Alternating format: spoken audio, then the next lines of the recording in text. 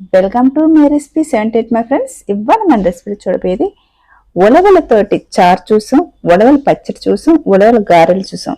నేను ఇప్పుడు చేయబోయేది ఉలవలతోటి అన్నం అయితే చేయబోతున్నాను. రండి ఫ్రెండ్స్, వీడియోకి వెళ్ళిపోదాం. ముందుగా ఒక కప్పు వచ్చి ఉలవలు తీసుకొని బాగా శుభ్రంగా ఒక 2-3 సార్లు కడిగేసి తీసుకోవాలి. ముందుగానే ఉలవల్లో చిన్న చిన్న రాళ్ళు అలాంటివన్నీ ఉంటాయి, అవన్నీ ఏరేసి ఇలా శుభ్రంగా కడిగి తీసుకోవాలి. ఇప్పుడు స్టవ్ మీద కుక్కర్ పెట్టుకొని స్టవ్ వెలిగించుకోవాలి. కుక్కర్లో ఒక 1/2 లీటర్ అంతా నీళ్ళు అయితే వేయాలి. ఇలా నీళ్ళు వేసుకున్న తర్వాత ఇప్పుడు మనం కడిగి పెట్టుకున్న ఉలవల్ని ఇందులో వేసుకోవాలి. పొట్ట తగ్గాల, వెయిట్ లాస్ అవ్వాలనుకున్న వాళ్ళు కూడా ఉలవల్ని నైట్ నానబెట్టుకొని ఇలారాక ఉడకబెట్టుకొని ఆ ఉలవలు నీళ్ళు తాగితే వెయిట్ లాస్ అయితే అవుతుంది. ఇప్పుడు ఇందులో 1 టేబుల్ స్పూన్ వచ్చి ఆముదం వేసుకోవాలి, కొద్దిగా కల్లుప్పు వేసుకోవాలి, అలాగే ఒక 1/2 టేబుల్ స్పూన్ వచ్చి పసుపు. ఇప్పుడు మనము కుక్కర్ మూత పెట్టేసి విజిల్ పెట్టి ఒక 5-6 విజిల్ వచ్చేంత వరకు ఉడికించుకోవాలి. మనం ఇప్పుడు ఉలవలు ఉడికేలోపు మనము ఎల్లుల్లిపాయలని పగలగొట్టుకోవాలి. ఇలా వెల్లుల్లిపాయలు తీసుకున్న తర్వాత ఇప్పుడు వెల్లుల్లిపాయలు ఇలా శుభ్రం చేసి పక్కన పెట్టేసుకుందాం. పక్కన పెట్టేసుకున్న తర్వాత ఇప్పుడు ఒక రోలు తీసుకుందాము. ఇప్పుడు ఈ రోట్లో 1 టేబుల్ స్పూన్ అంత జీలకర్ర, కొద్దిగా కరివేపాకు వేసుకొని బాగా దంచుకోవాలి. ఈ కొద్దిగా మిక్సీ జార్లో వేస్తే నలగదు, అందుకే రోట్లో వేసుకుంటే మనకు తొందరగా ఇలాగా నలిగిపోతుంది. ఇప్పుడు ఇలా నలిగిన తర్వాత ఇప్పుడు మనం ఒక ప్లేట్లోకి తీసుకుందాము. ఇప్పుడు మనం ముందుగానే వెల్లుల్లిపాయలు తీసి పెట్టుకున్నాం కదా, ఆ వెల్లుల్లిపాయలను కూడా ఇలాగా కొద్దిగా కచ్చా పెచ్చా అలాగ నలగ కొట్టుకొని తీసుకోవాలి. ఇప్పుడు టమాటా, ఉల్లిపాయలు, పచ్చిమిరపకాయలు ఇవన్నీ ఇప్పుడు కట్ చేసుకోవాలి. 2 ఉల్లిపాయలని ఇలాగా నిలువుగా కట్ చేసుకోవాలి. ఇప్పుడు 3 టమాటాలని కూడా కట్ చేసుకోవాలి.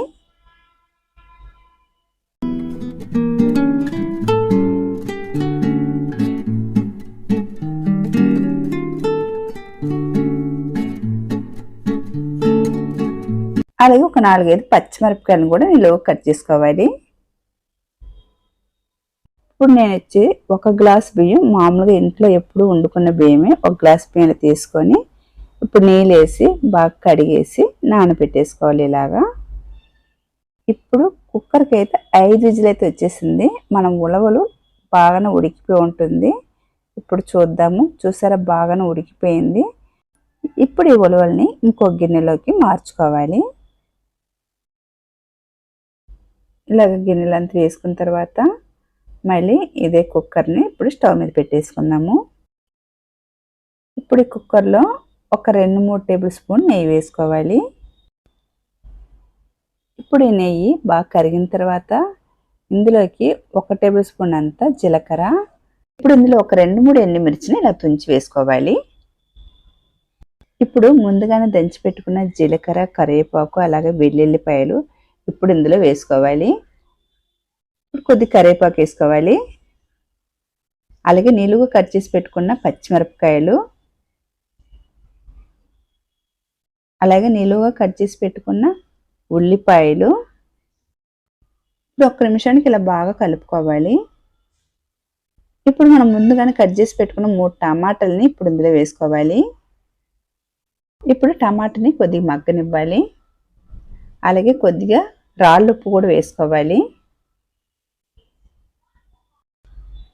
ఇప్పుడు టమాటాలు బాగా మగ్గిన తర్వాత ఇప్పుడు మనం ఇందులో ఒక 2 టేబుల్ స్పూన్ కారపొడి వేసుకోవాలి. అలాగే ఒక 1/2 టేబుల్ స్పూన్ పసుపు, ఇందులో సాంబార్ పొడి వేసుకోవాలి.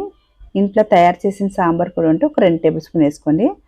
అలా గనక లేకుంటే ఇలాగ షాప్లో అయితే 5 రూపాయల సాంబార్ పొడి ప్యాకెట్ ఉంటుంది, ఇలాగ ఒక 5 రూపాయల ప్యాకెట్ వేసుకుంటే సరిపోతుంది. దీంట్లో ఇంకా ఎక్కువ గరం మసాలా, జీలకర్ర పొడి, ధనియాల పొడి అలాంటి ఏమీ లేదు. ఉట్టి మనకి కారపొడి, పసుపు, సాంబార్ మసాలా ఇంతే దీనికి మసాలా. ఇంకా దీనికి మించిన ఇంకేటీ లేదు. ఇప్పుడు ఇలా బాగా కలుపుకున్న తర్వాత ఇందులో కొత్తిమీర వేసుకోవాలి. కొత్తిమీర వేసుకున్న తర్వాత మనం 1 గ్లాస్ రైస్ తీసుకున్నాం కదా, ఆ 1 గ్లాస్ రైస్కి 2 గ్లాసులు అయితే నీళ్ళు వేసుకోవాలి. మనం ముందుగానే ఉలవలు ఉడికించి పెట్టిన నీళ్ళు ఉన్నాయి కదా, ఆ నీళ్ళతో కలిపి మనము నీళ్ళు వేసుకోవాలి. ఇలాగ నేను 2 గ్లాసులు అయితే నీళ్ళు వేసుకుంటున్నాను చూసారా. అలాగే కొద్దిగా ఒక హాఫ్ గ్లాస్ కంటే ఇంకొద్ది తక్కువ అలాగా వేసుకొని ఒకసారి బాగా కలుపుకోవాలి. ఉప్పు సరిపోయిందో లేదో చూసుకొని ఉప్పు వేసుకున్న తర్వాత ఇప్పుడు నీళ్ళు అయితే మరగనివ్వాలి. ఇప్పుడైతే కుక్కర్ మూత అయితే పెట్టేసుకుందాము. ఇప్పుడు నీళ్ళు మరుగుతున్నాయి కదా, ఇప్పుడు మనం ముందుగానే ఉడికించి పెట్టుకున్న ఉలవల్ని ఇప్పుడు ఇందులో వేసుకుందాము.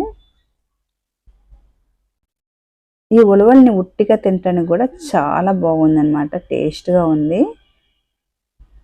ఇలా వేసుకున్న తర్వాత ఇప్పుడు మనము ముందుగానే బియ్యాన్ని నానబెట్టాం కదా, వార్చేసి ఉంచుకోవాలి. ఇప్పుడు ఆ బియ్యాన్ని కూడా ఇప్పుడు ఇందులో వేసుకుందాము. నేను ఇలాగ జల్లెల్లో వేసి పెట్టేసాను ముందుగానే. ఇప్పుడు వేసుకున్న తర్వాత ఒకసారి బాగా కలుపుకొని ఇప్పుడు మనము ఒక 2 విజిల్ వస్తే సరిపోతుంది మనకి. ఇప్పుడు మూత పెట్టుకొని ఒక 2 విజిల్ వచ్చేంత వరకు ఉడికించుకోవాలి. ఇలాగా మూత బాగా పెట్టేయాలి. ఇలా బాగా పెట్టేసి ఇప్పుడు విజిల్ పెట్టేసి 2 విజిల్ వచ్చేంత వరకు ఉడికించుకోవాలి. 2 విజిల్ వచ్చిన తర్వాత ఇప్పుడు విజిల్ అంతా పోయి కొద్దిగా చల్లారిన తర్వాత మనము విజిల్ తీసుకోవాలి. తీసుకొని ఓపెన్ చేసుకోవాలి. ఇప్పుడు ఈ రైస్ పైన మనము ఒక 2-3 టేబుల్ స్పూన్ నెయ్యి వేసుకోవాలి.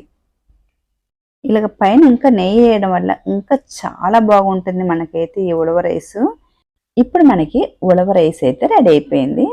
ఇప్పుడైతే సర్వ్ చేసుకుందాము. మీరు ఒకసారి తప్పకైతే ట్రై చేయండి. ట్రై చేసి మీరు కామెంట్ బాక్స్లో కామెంట్ చేయండి ఫ్రెండ్స్. అలాగే మీ ఫ్రెండ్స్ అండ్ ఫ్యామిలీకి షేర్ చేయండి. అలాగే లైక్ చేయండి, షేర్ చేయండి, సబ్స్క్రైబ్ చేసుకోండి. అలాగే కొత్తగా చూస్తున్నారు కనుకైతే నా ఛానల్ సబ్స్క్రైబ్ చేసుకోండి. సబ్స్క్రైబ్ చేసుకున్న తర్వాత పక్కన బెల్ ఐకాన్ ఉంటుంది, బెల్ ఐకాన్ నొక్కండి. అప్పుడే నేను వేసే ప్రతి ఒక్క వీడియో మీకు నోటిఫికేషన్ ద్వారా వస్తుంది. అప్పుడే నేను వేసే వీడియో మీరు చూడగలుగుతారు.